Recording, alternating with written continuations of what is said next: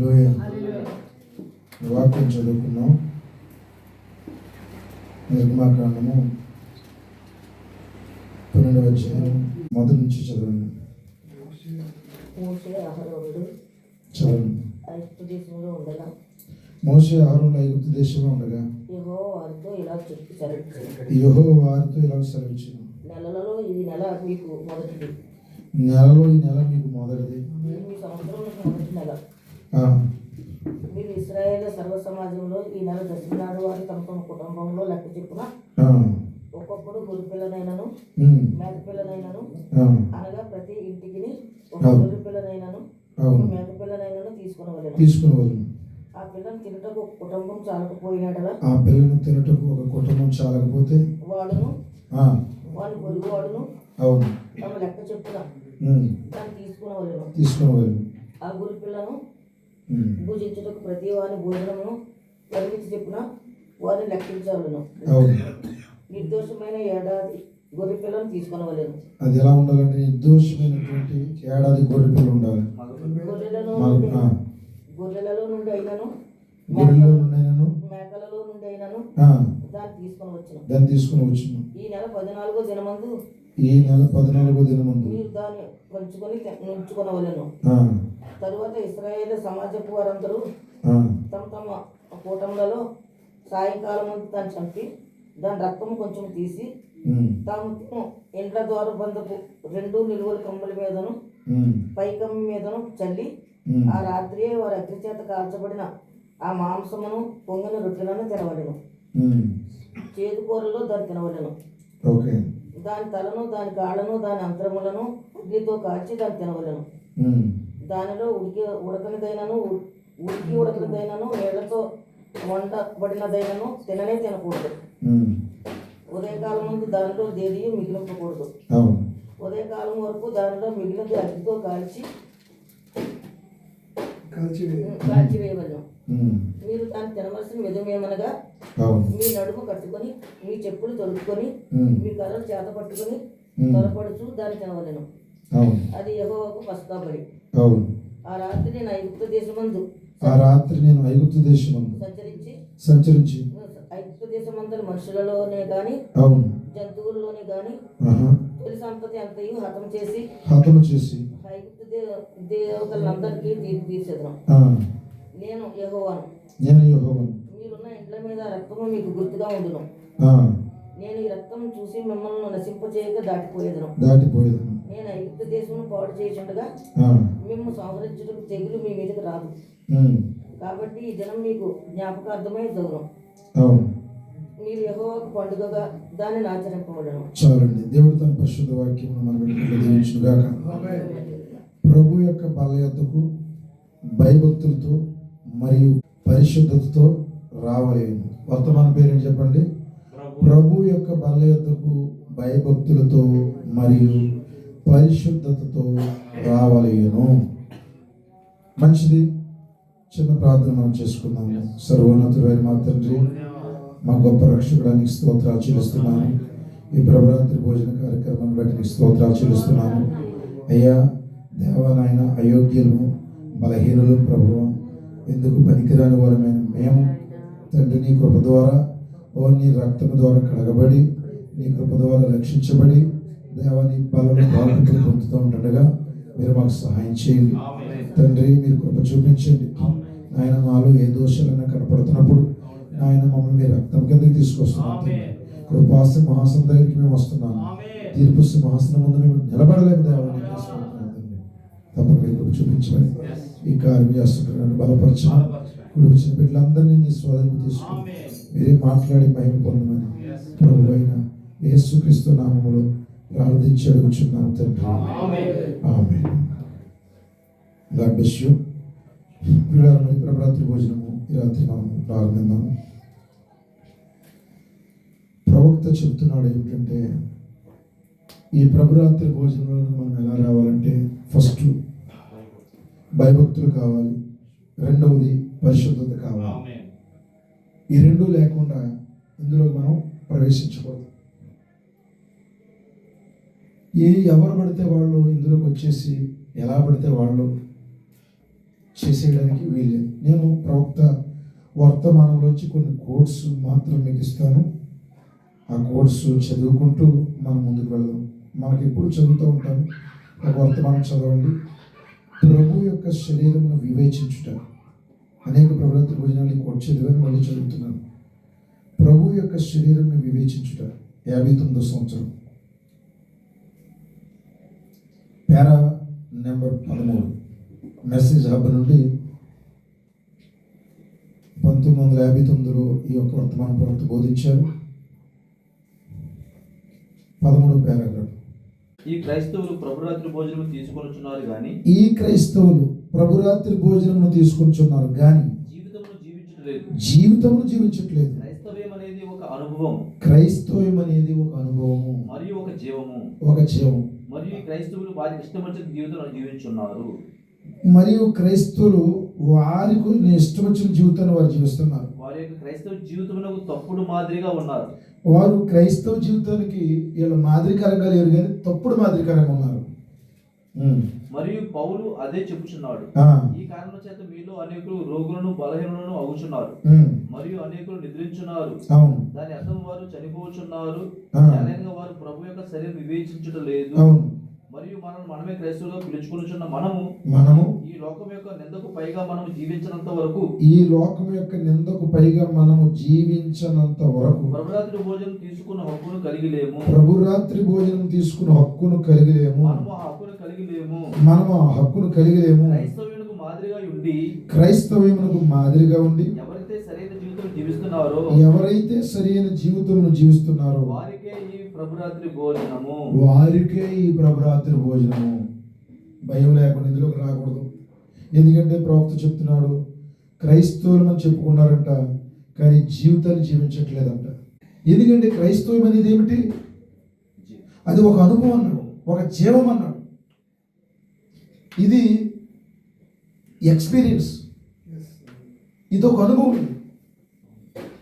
నీ జీవితాన్ని నువ్వు జీవించడం, నువ్వు ఎలాగున్నావు అలాగే బ్రతకడం, నువ్వు వచ్చేసి ప్రభురాత్రి భోజనం తీసుకోవడం, అది నీకు హక్కు లేదన్నాడు.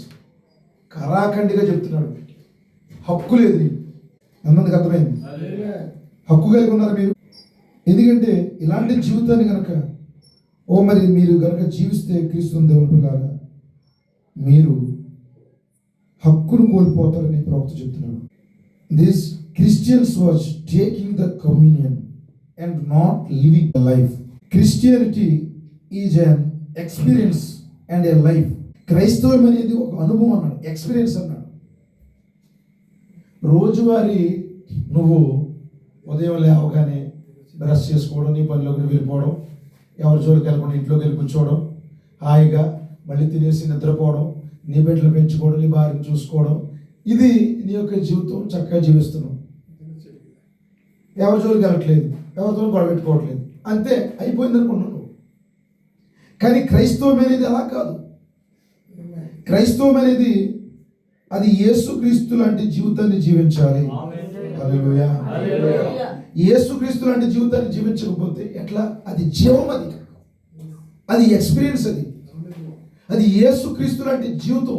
ఎలాంటి అనుభవం అది? యేసుక్రీస్తు లాంటి జీవితాన్ని జీవించాలి. కనుక నీ జీవితానికి ఒక సరైన ప్రార్థన లేకపోవడం, ఇది ప్రవక్త అన్నాడు.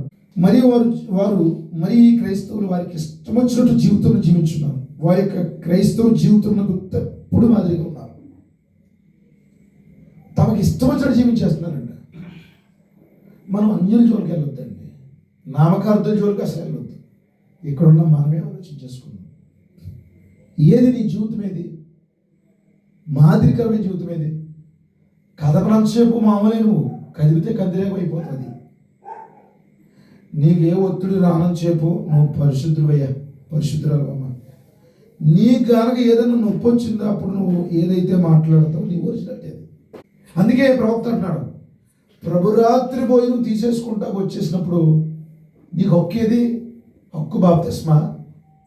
చెప్పండి. హక్కు మరి కవర్లో డబ్బులు పెట్టడమా? హక్కు ఏమిటి? హక్కు బాప్తిస్మం కాదు, హక్కు కవర్ కాదు, హక్కు ఏదో చర్చికి అటెండ్ అయిపోవడం కాదు. హక్కు ఏమిటంటే యేసుక్రీస్తులా జీవించడమే. హల్లెలూయా. అలా జీవించినంత వరకు కూడా నువ్వు ఇందులోకి రావడానికి అర్హత లేదు, నీకు హక్కు లేదని ప్రవక్త చెప్తున్నాడు. దేవుని కుమారుడు, దేవుని కుమార్తె. మరియు మనమే క్రైస్తవులుగా పిలుచుకుంటున్న మనం ఈ లోకం యొక్క నిందకు పైగా మనం జీవించినంత వరకు ప్రభురాత్రి భోజనం తీసుకుంటూ హక్కు కలిగలేము. మనం ఆ హక్కులు కలిగలేము. క్రైస్తవులకు మాదిరిగా ఉండి ఎవరైతే సరైన జీవితం జీవిస్తున్నారో వారికే ఈ ప్రభురాత్రి భోజనం. నిన్ను చూడగానే నీ వేషం, నీ భాష, నీ మాట, నీ చూపు, నీ ప్రవర్తన అంతా కూడా ఎలా ఉండాలంటే అది యేసుక్రీస్తుని ప్రతిబింబించాలి. అప్పుడే నువ్వు హక్కులు కలిగి ఉంటావు. కానీ లేదు నాకు ఎందుకు ప్రభుత్వ భోజనం ఎవరు, నేను అంతే, నేను మంచిదని, నేను మంచోడిని, మోసం. అలాంటివి మరి సంఘంలో దేవుడు ఎలా చేయడని ఈరోజు మీరు గమనించాలని ప్రేమతో మనం చేస్తున్నాం. పరిశుద్ధాత్మ అనగానే అనే వర్తమానం ఒకసారి చూడండి. 59 సంవత్సరాలు పారాగ్రాఫ్ 39. మరో సంగతి, వారు దాని త్రాగుబోతులకు, అబద్ధముల వారికి, దొంగిలించే వారికి, ప్రవక్తల వారికి, పొగాకు నమ్ముల వారికి. మరో సంగతి, వారు దానిని త్రాగుబోతులకు, అబద్ధముల వారికి, అబద్ధలాడే వారికి, దొంగిలించే వారికి, పొగతాగు వారికి, పొగాకు నమ్ముల వారికి ఇస్తున్నారు. పొగాకు నమ్ములే వారికి ఇస్తున్నారు. ఎవరైనా పర్వాలేదు, ఎవరో కూడా ఎత్తేసాడు ఆగుదాం అలాగా. ఎందుకంటే కొంచెం ఒకటి మనం ఇదిగో ఇందులోకి త్రాగుబోతులు రాకూడదంట. అమ్మయ్య ముందు బానేసాను, దేవుని స్తోత్రం, రావచ్చేది ఇందులోకి ప్రభుత్వ భోజనం పొందుతాను. మళ్ళీ ఇంకో మాట మాట్లాడదు, అబద్ధాలు ఆడవాళ్ళు ఇందులోకి రాకూడదంట. చాలా మంది కత్తిరించబడిపోతారు అలాగైతే. హల్లెలూయా. ఈ ప్రభురాత్రి భోజనం, రొట్టె, ద్రాక్షరసం, ఈ బల్లలోకి పాలు పంపులు పొందే వాళ్ళకి, అబద్ధాలు ఆడేవాళ్ళు ఇందులోకి రాకూడదంట. మందు మానేస్తామంటే పర్లేదు, కానీ ఇంకా అబద్ధాలు ఆడతామంటే ఇంకెలాగా. ఇంకోటి, దొంగతనం చేసేవాళ్ళు చేయకూడదంట. పొగ తాగేవారికి అంటే చుట్ట, సిగరెట్, బీడి ఏదైనా సరే. అది మాత్రమే కాదు, పొగాకు నమిలినా కూడా ఒక్కొక్కడికి ఆ ధ్యాస పోక ఏం చేస్తారు చెప్పండి, అంత పొగాకు నోట్లు వేసుకుని అవుతూ ఉంటాడు. మన నిజమేనా? అలాంటి వాడు కూడా ఇందులోకి రాకూడదంట. అయ్యో, దొంగతనం చేసేవారికి ఏ దొంగతనం? ఆమె బ్యాంకులు దోసేసుకున్నామేంటి, వాళ్ళు కూరగాయలు ఇచ్చారు, కూరగాయలు ఎత్తలేదు అంతే. హల్లెలూయా. నేను కూరగాయలు దొంగతనం చేసినా. ఒకసారి రోడ్డు మీద వెళ్తున్నాం, మనకేదో మొబైల్ దొరికింది, దేవుడు ఇచ్చినట్టే. ఇంకా ఏదో వస్తువు దొరికింది, అది మాకు దేవుడు ఇచ్చాడు, మాకు దొరికింది. ఒకవేళ దానికి సంబంధించిన వాళ్ళు ఎవరైనా వస్తే దానికి ఇచ్చేది. హల్లెలూయా. కనుక బట్టలు దొంగతనం చేసేవాళ్ళు ఉంటారు, బంగారం దొంగతనాలు చేసేవాళ్ళు ఉంటారు, డబ్బులు దొంగతనాలు చేసేవాళ్ళు ఉంటారు. ఏమండి, పొలాల్లో వస్తువులు దొంగతనాలు చేసేవాళ్ళు ఉంటారు. మీకు అర్థమైందా? కొట్టుకాడికి వెళ్ళిన తర్వాత చూడకపోతే అవి లోపల వేసుకునే వాళ్ళు ఉంటారు. ఒకవేళ మరిచిపోయి 500ది 300 వేసాడు అనుకోండి, 300 కదా ఇదిగో అని మనకు తెలిసినా సరే వచ్చేయడం, బస్ టికెట్ తీసుకోపోవడం. ఏమంటారు చెప్పండి? ఏదైనా సరే, ఏ దొంగతనాలైనా సరే, ఏ విధంగానైనా సరే పక్కోళ్ళకి మనకి రావడం అనేది, అలా మనం ఏదైనా చేసే మనసు ఉంటే మనము ప్రభు రాత్రి భోజనం తీసుకోవడానికి అర్హులము కాదు. హల్లెలూయా. అలాంటి వారికి ఇచ్చేస్తాడంట. కొంతమంది ఎవరైనా పర్వాలేదు కానీ సంఘమునకు చెంది ఉంటే చాలని చెప్పేది. అది దూరమగును గాక. అబద్ధాలు ఆడే వారికి ప్రభురాత్రి భోజనం దూరమగును గాక. వారే స్వచ్ఛందంగా నేను అబద్ధికురాలి, నేను ఇందులోకి పాలు పంపులు పొందడం నాకు హక్కు లేదని వాళ్ళు వెళ్ళిపోదురు గాక. హల్లెలూయా. త్రాగుబోతులు ఉండకుందురు గాక, దొంగిలించేవారు ఉండకుందురు గాక, పొగ తాగేవారు, పొగాకు నమిలేవారు కూడా ఈ యొక్క ప్రభురాత్రి భోజనానికి దూరం అవుతురు గాక. అందుకే అన్నాడు, అది దూరం అవును గాక. దానిని చదవండి. ప్రభు శరీరం వివేచింపగా తినువాడు మరియు త్రాగువాడు తనకు శిక్షా విధి కలుగొట్టుగా దాన్ని చేయుచున్నాడు. అతడు సరిగా జీవించినప్పుడు దాని దూరంగా ఉండాలి. మరియు దాన్ని నీవు తీసుకొనిన ఎడల నీవు దోషినని నీ సొంత మనస్సాక్షి చూపించును. దానిని తినని వానికి నాతో పాలు లేదని యేసు చెప్పాను. 2 చోట్ల కూడా ఎలా ఉందంటే ఇది ఇరికించేసినట్టు ఉంది. పోని మానేద్దామా అంటే నీకు నాకు సంబంధం లేదన్నాడు. వద్దామా అంటే నా వద్దం కూడా ఆడకూడదంటే ఎలా మరి? అయితే ఓ పని చేద్దాం, వేరే సంఘంలో జాయిన్ అయిపోతే మాకు ఏ గొడవ ఉంది. అక్కడైతే మొదటికే మోసం ఇంకా. అందుకే ఉన్న అవకాశం ఏంటి? ప్రభు యొక్క బల్ల యొద్దకు వచ్చేవాడు భయభక్తులతోనూ మరియు పరిశుద్ధతో రావాలి. అంతే సరిపోదా? ఇది ప్రభు యొక్క శరీరం అని భయం ఉండాలి. హల్లెలూయా. ఇది ఆయన యొక్క రక్తం అని భయం ఉండాలి, బయలుపాటు ఉండాలి. భయముతోనూ పరిశుద్ధతతోనూ ఇందులోకి వస్తే సరిపోద్ది, ఇంకేమీ అవసరం లేదు. 61 సంవత్సరం చూడండి, ప్రశ్నలు మరియు జవాబులు. పారాగ్రాఫ్ ఏంటంటే 189. సహోదరుడు నెవిల్ లేదా సహోదరుడు జూనియర్ లేదా ఇక్కడున్న ఒక సోదరుడు లేదా డేకన్లో ఒకరు లేదా ట్రస్టీలో ఒకరు తప్పు చేయుచున్నారనుకోనండి, అప్పుడు సంఘమతి ఒక చోట చేరి ఆ సోదరుడి కొరకు ప్రార్థించవలెను. అది నా నమ్మకము. ఇంకా అతడు సరికాని ఎడల ఇద్దరు వ్యక్తులు అతని యొద్దకు వెళ్ళవలను, సోదరుని సమాధానపరచవలను. ఆ తర్వాత కూడా అతడు సరికాని ఎడల దాన్ని గురించి సంఘం మీద చెప్పవలను. అప్పటికి అతడు సరికాని ఎడల అప్పుడు సంఘమతి అనగా సంఘ కాపరి మరియు పెద్దలు అందరూ కలిసి ఆ పని చేయవలను. డేకాన్ బోర్డుకు గాని ట్రస్ట్ బోర్డుకు గాని సంఘ కాపరి గాని ఏ సభ్యుడినైనా సంఘములో నుండి త్రోసివేయ హక్కు లేదని నమ్ముచున్నాను. అనైతిక జీవన విధానం గాని ఇది జాగ్రత్తగా గమనించండి. అనైతిక జీవన విధానం ఏంటి? అనైతిక జీవన విధానం అంటే ఎలాగైనా బతికేయచ్చు, సంఘానికి వచ్చి బుద్ధులు తిట్టేయచ్చు, అవసరమైతే పాపం కూడా చేసేయచ్చు, త్రాగేయచ్చు, తప్పు చేసేసి వచ్చేయచ్చు.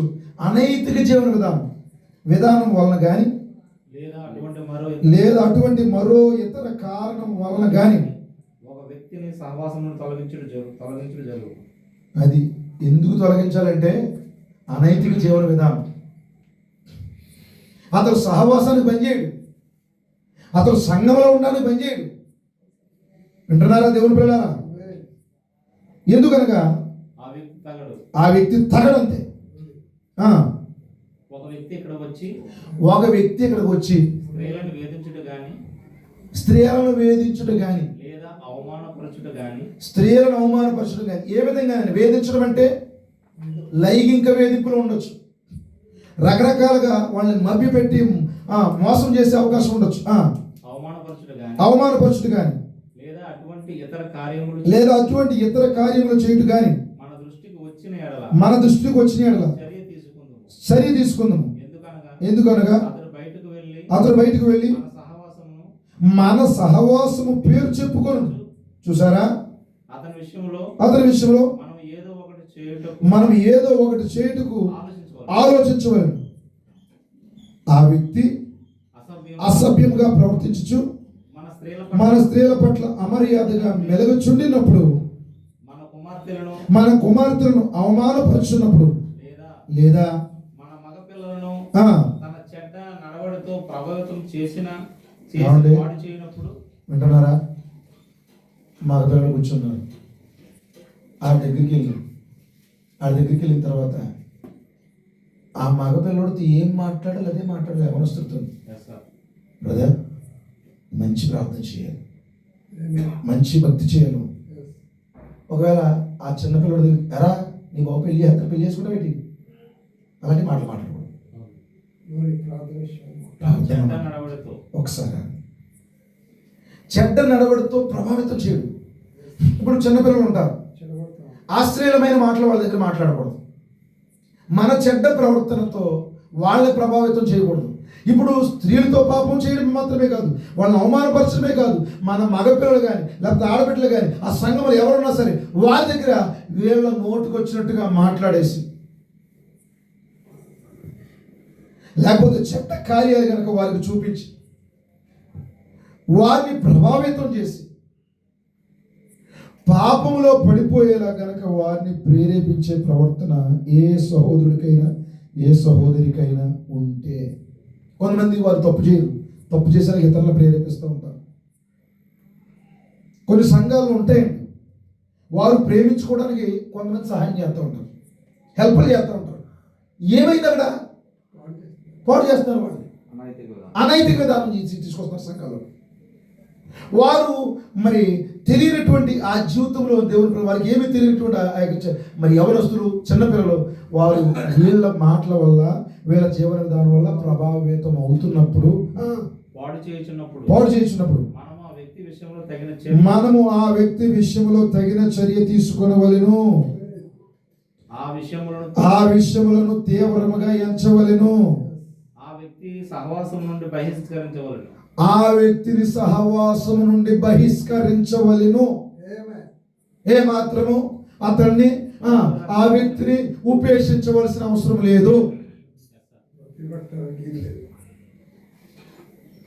ఏ ఆడబిడ్డను కానీ, ఏ మగబిడ్డను కానీ, ఏ పెద్దవారిని కానీ, ఏ చిన్నవారిని కానీ ఆ విధంగా ప్రభావితం చేయడానికి వీల్లేదు. సహవాసం నుంచి బహిష్కరించాలి. ఒక ఆవిడ సువార్త చెప్తుందంట. ఎవరికి? ఇంకో ఎవరో ఇంట్లోకి వెళ్ళిపోయి పక్కింట్లోకి వెళ్ళిపోయి గంటల తరబడి సువార్త చెప్తుందంట ఆవిడ. ఒక ఒంటరి మహిళ, అక్కడ పాస్టర్ లేదు, అక్కడ ఆ సహోదరి లేదు, ఎవరు లేరు. ఏ సువార్త చెప్తుంది దానికి? అలాంటి సువార్తలు ఏమీ అవసరం లేదు. ఒక యవనస్తురాల దగ్గరికి, లేకపోతే ఒక ఒంటరి మహిళ దగ్గరికి, ఒక ఒంటరి పురుషుడు వెళ్ళి గంటల తరబడి సువార్త చెప్పవలసిన అవసరం ఏమీ లేదు. కొన్ని సంఘాల్లో ఎలా ఉంటాయంటే పరిస్థితులు చాలా అభ్యంతరకరంగా ఉంటాయి. అలాంటి సువార్తలు ఏమీ అవసరం లేదు.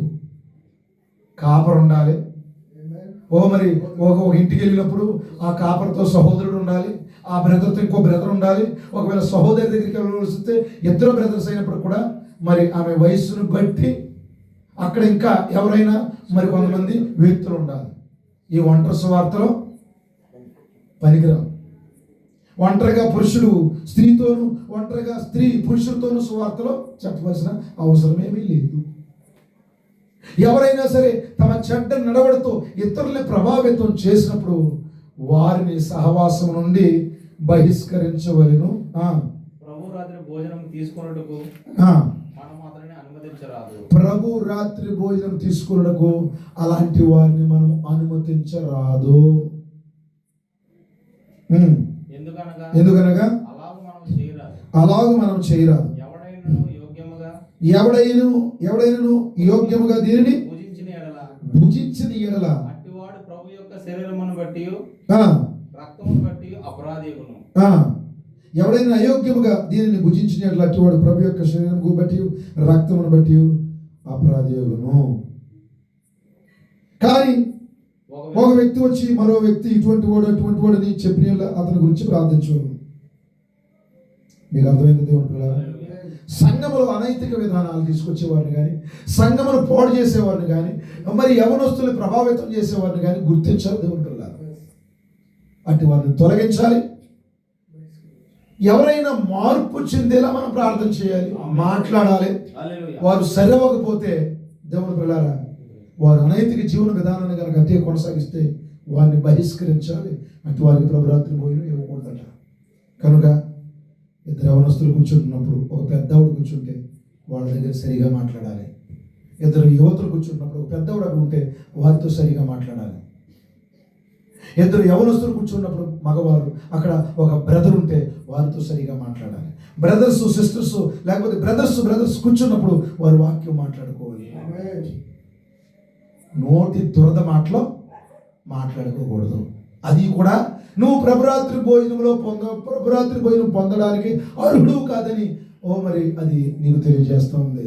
పర్వాలేదు, నేను ప్రభురాత్రి భోజనం తీసుకొచ్చు, నేను సిగరెట్ పట్టట్లేదు, మందు తాగట్లేదు, నేను ఏదో దొంగతనం చేయట్లేదు. ఓకే, నీకు నోటి దురద ఎక్కువగా ఉన్నప్పుడు ఆ నోటి దురద మాటలు మాట్లాడటం మానేసేయాలి. దానికి కూడా దేవుడు నిన్ను లెక్కడుగుతాడని గమనించమని ప్రేమతో చేస్తున్నాను. అందుకే ప్రభు యొక్క బలయోధకు భయభక్తులతోనూ మరియు పరిశుద్ధతతోనూ రావాలేను. ఎందుకంటే ఆ యొక్క ఐగుప్తు దేశంలో దేవుని పిల్లలు వారు ప్రయాణానికి ముందు వారు ఒక గొర్రె పిల్లను వధించమన్నారు. గొర్రె పిల్లను వధించి దాన్ని ఎలా తినాలో చెప్తున్నాడు. చేదు కూరలతో దాన్ని కలుపుకొని తినాలని చెప్తున్నాడు దేవుని పిల్లలు. ఎలా పడితే దాన్ని భుజించడానికి వీల్లేదు, ఎలా పెడితే ఎవరు పెడితే వాళ్ళు వచ్చేసి దాంట్లో పాలు పంపులు పొందడానికి వీలేదు. ఎందుకంటే ఆ గొర్రె పిల్ల రక్తము వారిని కాపాడుతూ ఉంది. ఆ గొర్రె పిల్ల రక్తము వారిని ప్రయాణాన్ని సిద్ధపరుస్తుంది. ఆ గొర్రె పిల్ల రక్తము వారిని స్వస్థపరుస్తుంది. ఆ గొర్రె పిల్లను భుజించడం ద్వారా, ఆ రక్తము పూసుకోవడం ద్వారా వారు ఏమవుతున్నారంటే కాపాడబడతా ఉన్నారు భవిష్యత్తులో. దేవుని పిల్లారా, ఎంత మాత్రం ఎవరు కూడా అనైతికమైనటువంటి అయోగ్యకరమైనటువంటి జీవితాలు, మాటలు, చూపుల ద్వారా ఈ ప్రభురాత్రి భోజనంలోనికి రారు అని ప్రేమతో, రాకూడదు అని ప్రేమతో మిమ్మల్ని హెచ్చరిస్తా ఉన్నాను. ఒక కోట్ మనం చదువుకుందాము. 63 పోటీ 62వ సంవత్సరం 1, 2, 3, 1 34వ పారాగ్రాఫ్ చదవండి.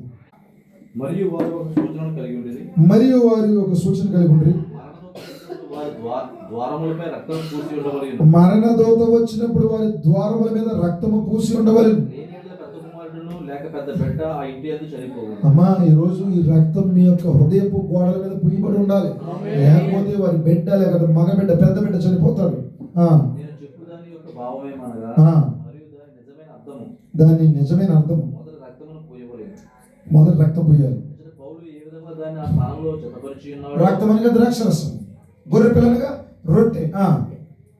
చదవండి సార్. ఇక్కడ పౌలు ఏ విధముగా దానిని ఆ స్థానంలో జతపరిచి ఉన్నాడో మీరు గమనించుదురా? ఎవరైనా ప్రభు శరీరంలో వివేచింపక అయోగ్యంగా తినిన ఎడల వాడు తనకు శిక్షావిధి కొరటిగా తిని త్రాగుచున్నాడు.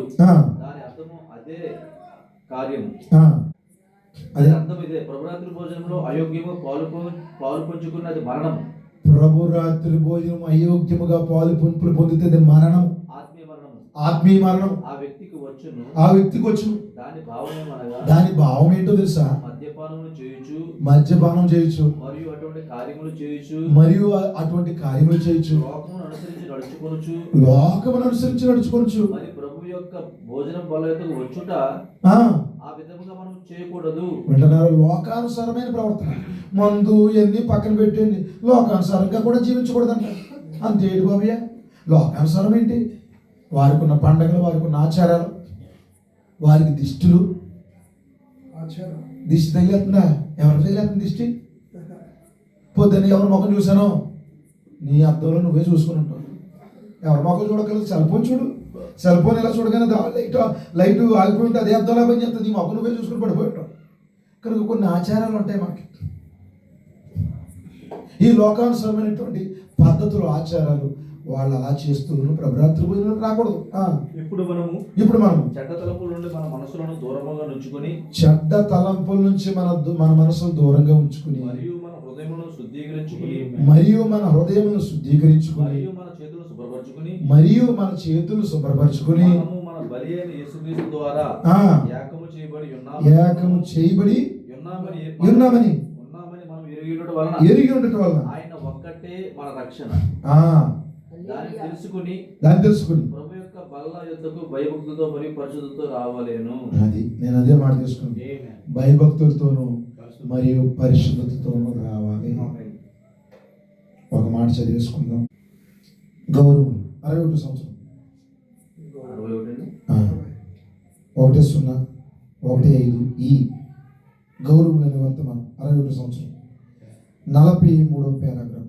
ఒక రోజున ఒక వ్యక్తి నాతో చెప్పినది, పేదవాడు జీవనం కొరకు ఇక్కడ మార్కెట్ లో తుడుచును. అతను బహు ఘోరంగా దెబ్బతిన్నాడు బాబు. విశ్వాసాన్ని బట్టి అతను లోదరను సంఘానికి వెళ్తున్నాడు. వారికి ప్రభురాత్రి భోజనం ఏర్పాటైన ఇతను పాపం పేదోడు, జీవనం కొరకు మార్కెట్లో తుడిసి పని చేస్తాడంట.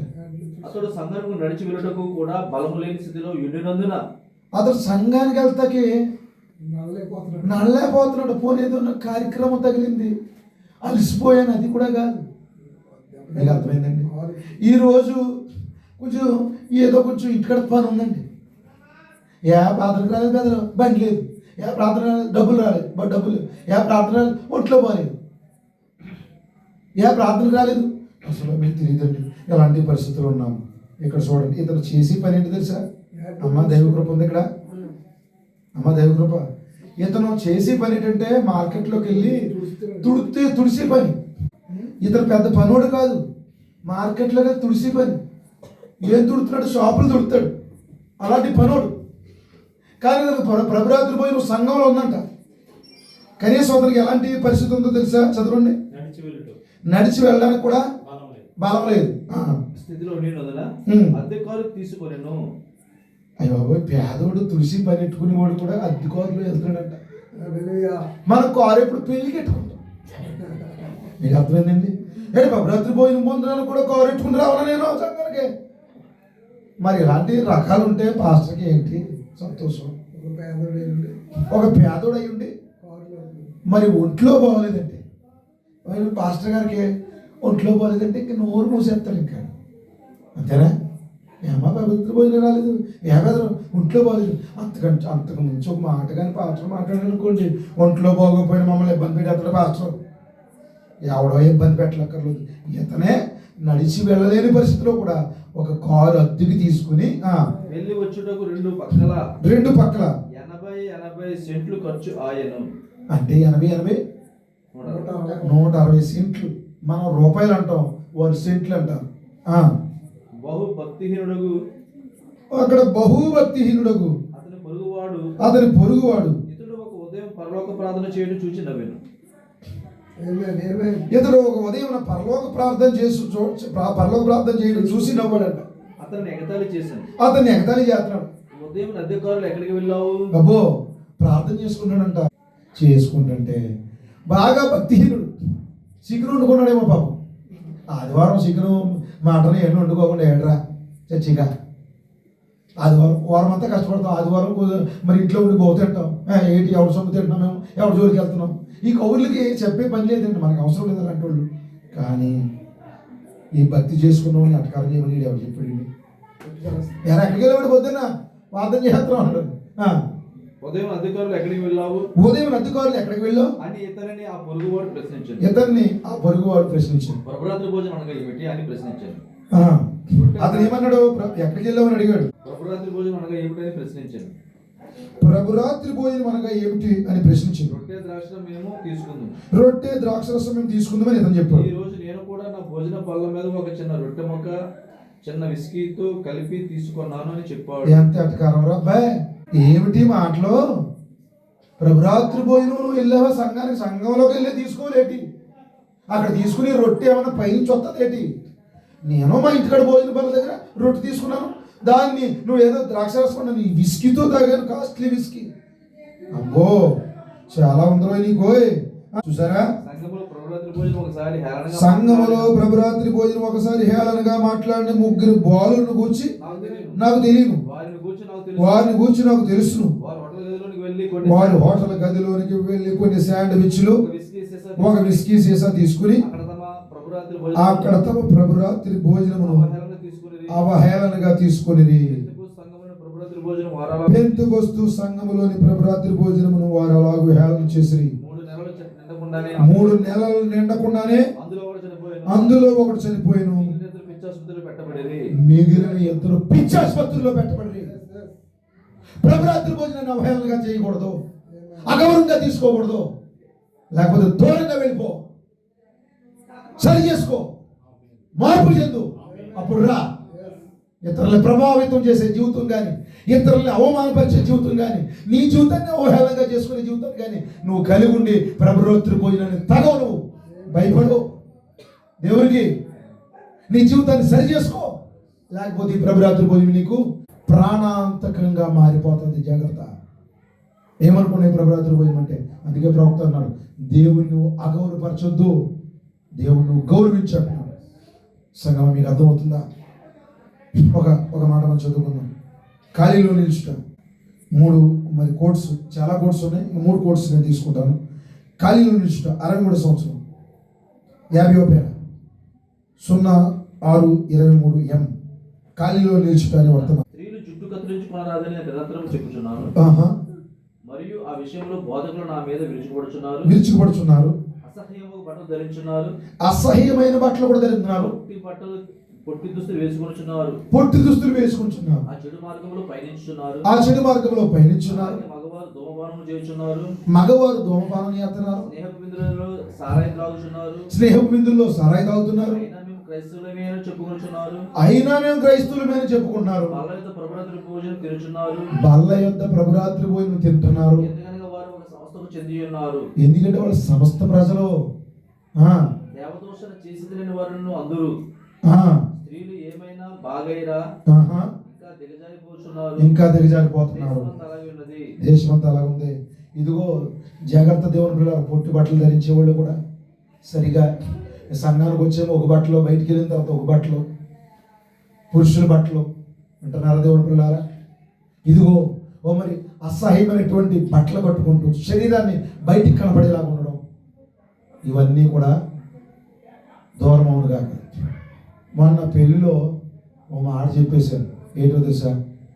చేతికి గోరింటాకు కూడా పెట్టుకోకూడదు, ఎందుకంటే మనం రంగులు పోయకూడదు. అలాంటి వారు కూడా ప్రభురాత్రి భోజనానికి అర్హులు కాదు. చాలా మంది పెయింటర్లు ఉంటారు, వాళ్ళు గోడకేసే పెయింట్ గోల్డ్కి వేస్తారన్నాను. కొంతమంది గోల్డ్ మంట ఎక్కింది, కొంతమంది అయితే శభాష్ ఇలా చెప్పాలన్నారు, ఇలా మాట్లాడాలండి పాస్టర్ గారు. ఇది కొంతమందికి ఇది కూడా తప్పేనా, ఇలా చేయకూడదా, ఇదేమన్నా పాపమా? ప్రవక్త చెప్తున్నాడు, అటు వారు ప్రభురాత్రి భోజనం తీసుకోకూడదు, వారు నశించిపోతారు. జాగ్రత్త.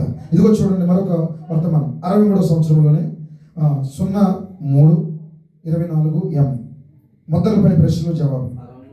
63వ సంవత్సరం 0324 136 పారాగ్రాఫ్. ప్రశ్న చాలా మంది జబ్బు పడ్డానికి కారణం మనం ప్రభు శరీరాన్ని వివేచించకపోవడమేనా? అడుగుతున్నారండి ప్రశ్న. ప్రభు శరీరాన్ని వివేచించకపోవడమేనా? అవును. కానీ ఇప్పుడు 6వ ముద్ర తెరవడం ద్వారా, ఇప్పుడు 6వ ముద్ర తెరవబడడం ద్వారా మనకు ప్రత్యక్షపరచబడింది అన్నారు. 6వ ముద్ర ఏంటి? శ్రమలు. వారికి 6వ ముద్ర తెరవబడుతుంది. చూద్దాం. నేను ఇప్పుడు దాన్ని పొందగలనో లేదో చూద్దాం. అది మీరు కాదు, అది నేనే. మీరంతా బాగానే రాశారు. కేవలం నేను తప్పుగా చదివాను. చాలా మంది జబ్బు పడ్డానికి కారణం మనం ప్రభు శరీరం గుర్తించకపోవడమేనా? దీనికి చివరగా ప్రశ్న గుర్తు ఉంది. ప్రభు యొక్క శరీరం వివేచింప లేకపోవడం వలన మీరు చాలా మంది అనారోగ్యంతోనూ బలహీనంగా ఉన్నారని లేఖనాలు చెబుతున్నాయి. ఇది ఖచ్చితంగా సరైనది. ఎందుకంటే చూడండి ప్రభు యొక్క శరీరం అంటే వధువు. ప్రభు శరీరం అంటే ఎవరో కాదు, వధువు అయి ఉంది. మరియు వారిలో చాలా మంది వెళ్ళిపోతారు. వాక్యంతో కలిసి వెళ్ళరు. అది నిజం. చూడండి, వారికి ఎలా ప్రవర్తించాలో, ఎలాంటి జీవితాన్ని గడపాలి, మరియు ప్రభురాత్రి భోజనం ఎలా సమీపించాలో, ఆ కార్యములు వారికి తెలియదు. అది సరైనది కాదు. చూడండి, ప్రజలు అబద్ధమాడుచు మరియు దొంగతనం చేయొచ్చు, త్రాగుతూ ప్రభురాత్రి భోజనం తీసుకోవడం భయంకరమైనది. మీరు అలా చేయకూడదు. చూడండి, ఎలా జీవించాలో కూడా తెలియట్లేదంట. సంగమా, ఇన్ని సంవత్సరాల నుంచి ఈ వాక్యాన్ని వెంబడిస్తున్నాం. ఎలా ప్రవర్తించాలో నీకు అర్థమవుతుందా? ఎలా జీవించాలో నీకు అర్థమవుతుందా? ఆదివారం అయిపోయిన తర్వాత మీ గృహాల్లో ఎలా ప్రవర్తిస్తున్నారో మీరు అర్థం చేసుకోగలుగుతున్నారా? ఏ జీవితాన్ని జీవిస్తున్నారు? అందరూ ఆ బైబిల్ దగ్గరికి వచ్చి అందరూ అలా ప్రార్థన చేస్తూ, అందరూ భక్తి చేస్తూ, అందరూ స్వార్థ చెప్తూ ఉన్నాయా? ప్రభుత్వం బందీ చేసుకున్నాం, ఆచారం అయిపోతుంది. జాగ్రత్త. అందుకే ప్రభు యొక్క శరీరాన్ని వివేచించకపోతే శిక్షా విధి పొందుకుంటాం. ఆఖరికి ఒక కోటి పరలోక పెళ్లి కుమారుడు మరియు భూలోక పెళ్లి కుమార్తె భవిష్యత్తు 64వ సంవత్సరం 0802 పేజీ నెంబరు పారాగ్రాఫ్ 123. అదేమి చేయను ఈ భూమి పరలోకమునకు చోటించు స్థితిలో ఇప్పుడు లేదు. పాపం వైపు చూడండి. అది శుద్ధి చేయబడవలసి ఉన్నది. పరిశుద్ధాత్మతో నింపబడకుండా ఏ మగవాడు, ఏ వ్యక్తి, ఏ స్త్రీ, ఏ బాలుడు, ఏ బాలిక వేదిక ఎక్కుటకు కూడా తగడు. అమ్మా, ఒక మాట వింటున్నారా? ఏంటన్నాడు? పరిశుద్ధాత్మ పొందకుండా ఏ పురుషుడు, ఏ బాలు, ఏ స్త్రీ, ఏ వ్యక్తి, ఏ మగవాడు, ఏ బాలిక వేదిక కూడా తగరు. వేదిక ఎక్కడానికి కూడా తగడం. క్రైస్తవులుగా పిలిపించుకున్నా తగరు. క్రైస్తవులుగా కూడా పిలిపించుకోవడం తగరు. దేవుని యొక్క పరిశుద్ధ అగ్ని ద్వారా, దేవుని యొక్క పరిశుద్ధ అగ్ని ద్వారా శుద్ధి చేయబడి వరకు ప్రభురాత్రి భోజనం తీసుకున్నట్టు గాని పాదములు కడుగుట గాని నీకు హక్కు లేదు. అయ్య బాబోయ్, పరిశుద్ధాత్మతో నింపబడేంత వరకు కూడా ప్రభురాత్రి భోజనం తీసుకోవడానికి హక్కు లేదు, పాదాలు శుద్ధి చేసే హక్కు కూడా నీకు లేదన్నాడు. అందుకే ప్రవక్త చెప్తాడు, ప్రభు బల్ల యొద్దకు వచ్చు, ప్రభు బల్ల యొద్దకు భయభక్తులతోనూ మరియు పరిశుద్ధతతోనూ రావలేను. ఇప్పుడు ఏంటి? ఇప్పుడు అనైతికమైన జీవితాలు మానేద్దాం. మనం ఏం చేద్దాం? తిరిగి జన్మించడం కొరకు ఎక్కువగా ప్రార్థించాలి. పరిశుద్ధాత్మను పొందుకోవడం పై మనం దృష్టి పెడదాం. ఇక్కడ చూడిపోయిన తర్వాత మళ్ళీ మామూలే, ఆదివారం వచ్చేదాకా, మళ్ళీ వచ్చే ప్రభుత్వం వచ్చేదాకా మళ్ళీ మామూలుగా ఉండడానికి వీల్లేదండి. దయచేసి నేను సిద్ధపరచుకున్న వర్తమానం వేరు, నేను ఈ రాత్రి చెప్తున్న వర్తమానం వేరు. ఎందుకంటే కొంతమంది ప్రజలు రాలేదని నా వర్తమానం మార్చేశాను. అయితే ఇక్కడ ఏదో అవసరమేమో, అందుకే దేవుడి మాటలు ఇచ్చాడు. హల్లెలూయా. దయచేసి మీరు గమనించండి, ఈ రాత్రి రాత్రి భోజనం పొందుకున్న దేవుని పిల్లలారా, మీరు తిరిగి జన్మించేంత వరకు హక్కు కలిగి లేరు అంటున్నాడు. సరి చేయబడినంత వరకు కూడా హక్కు కలిగి లేరు. ఇదిగో మీరు మార్పు చెందినంత వరకు కూడా మీరు హక్కు కలిగి లేరు. ఎంతవరకు జరుగుతుంది? ఎంతకాలం మార్పు చెందకపోవడం? ఎంతకాలం ఇంకా ఎక్కడ వేసిన బొంగల్లాగా అక్కడే జీవితం ఉండడం? ఒక్కసారి మన జీవితాన్ని క్రీస్తుకు సమర్పించుకుందామా? ప్రభువా, ఈ రాత్రి ఆ రక్తము ఇదిగో నా హృదయం మీద పోసుకుంటాను. ఆ గొర్రె పిల్లను ఆ చేదు కొరలతో సరైన విధానంలో పూజిస్తాను.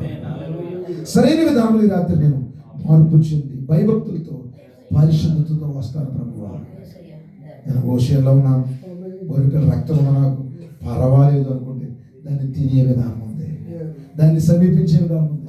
నేను వర్తమానంలో ఉన్నాను, పర్వాలేదు, నేను వచ్చేస్తాను ప్రభురాత్రి భోజనం కంటే కుదరదు.